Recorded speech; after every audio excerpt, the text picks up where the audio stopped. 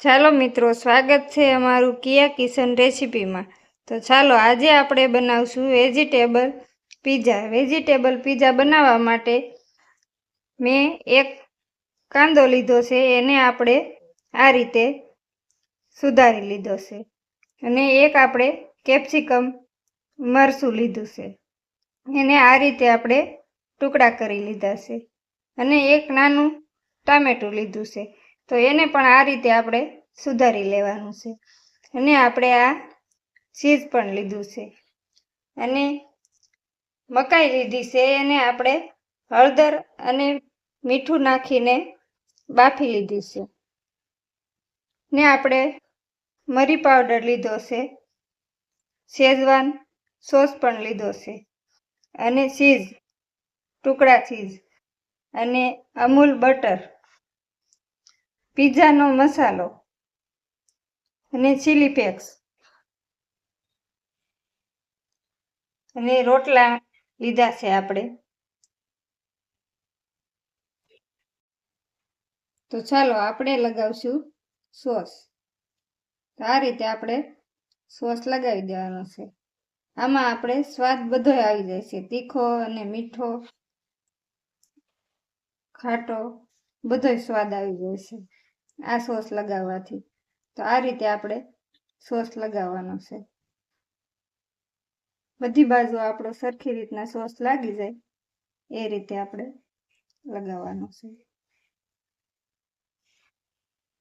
હવે આપણે ચીઝ નાખીશું। તો આ રીતે આપણે ચીઝ નાખી દેવાનું છે।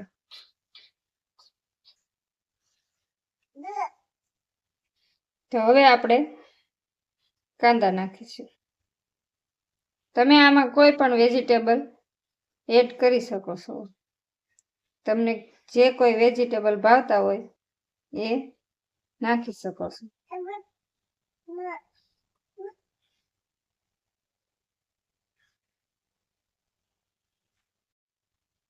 તો આ રીતે આપણે કાંદા એડ કરી દેવાના છે।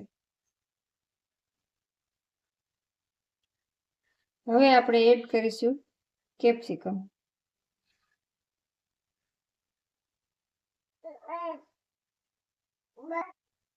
આ રીતે આપણે કેપ્સિકમ નાખી દેવાનું છે। હવે આપણે ટામેટા એડ કરીશું।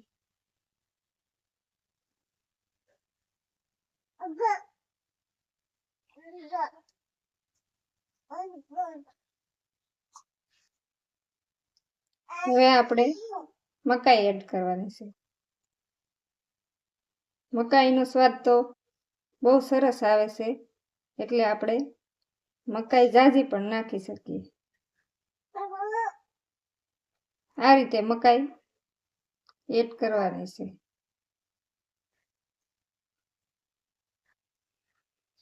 તો હવે આપણે પીઝાનો મસાલો એડ કરીશું।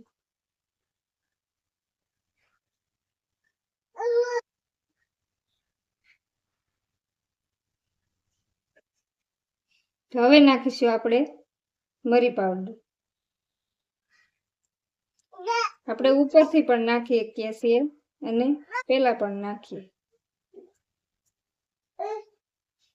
હવે એડ કરીશું આપણે ચીલી ફ્લેક્સ। તો જે પ્રમાણે તમે તીખું ખાતા હોય એ પ્રમાણે આપણે એડ કરવાનું।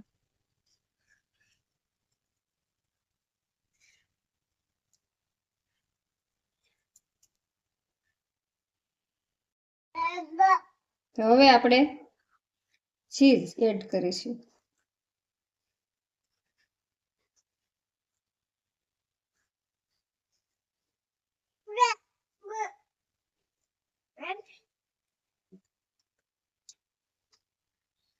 તો આ રીતે આપણે ચીઝ એડ કરી દીધું છે।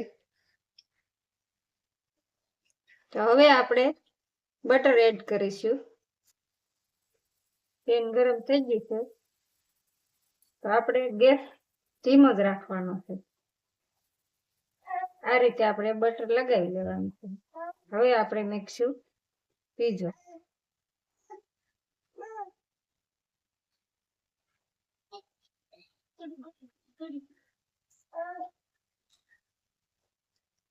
તો આ રીતે આપણે બટરને સારી બાજુ લગાવી દેવાનું છે.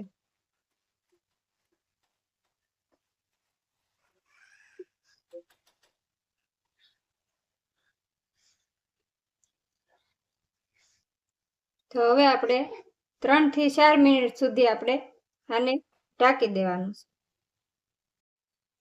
તો આપણે 3 થી 4 મિનિટ થઈ ગઈ છે. તો હવે આપણે જોઈ લઈશું. તો સરસ આપણું ચીઝ પીગળી ગયું છે.